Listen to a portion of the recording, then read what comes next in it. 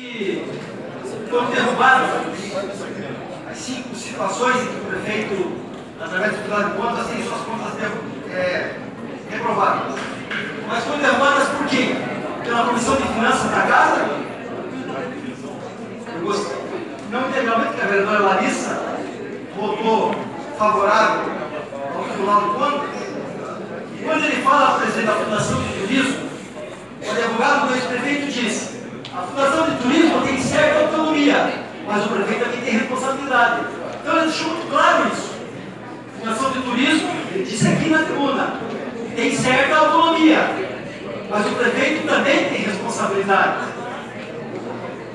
Então, senhor presidente, o vereador Roberto colocou muito bem a responsabilidade em conjunto dos dois, tanto do presidente da Fundação de Turismo, o senhor Rafael Gutierrez, que deixou um rombo na Fundação de Turismo nas contas de 2007, não comprovando notas fiscais, enfim, outras questões referentes a essas contas, prejudicando sim as contas do ex-prefeito, mas isso é responsabilidade do ex-prefeito e desse que está agora, porque manteve esse rapaz na Fundação de Turismo da Polícia.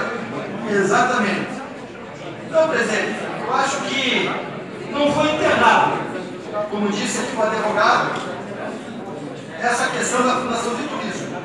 E o ex-prefeito, nessa noite, ele apresentou diversas obras aqui que foram realizadas na gestão dele no ano de 2007 e 2008. Eu não quero me atentar a todas elas, a questão não é essa, mas eu só quero fazer uma colocação que o muro do posto de saúde da Alexandra, que foi inaugurado 4 dias antes do prefeito terminar o seu mandato, ele caiu. Ele caiu 4 dias antes. Eu quero dizer, senhor presidente, que o CME, que o prefeito falou, que está fechado, que é o presidente do momento, o Centro Municipal de Especialidades, houve uma obra, na época do ex-prefeito, uma obra da estrutura, ele foi fechado por causa dessa obra da estrutura.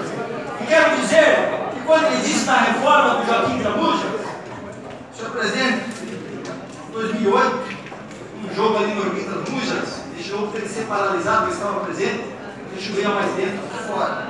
Então, senhor presidente, eu vou acompanhar o Tribunal de Contas do Estado pela reprovação das contas do ex-prefeito Marco. Obrigado.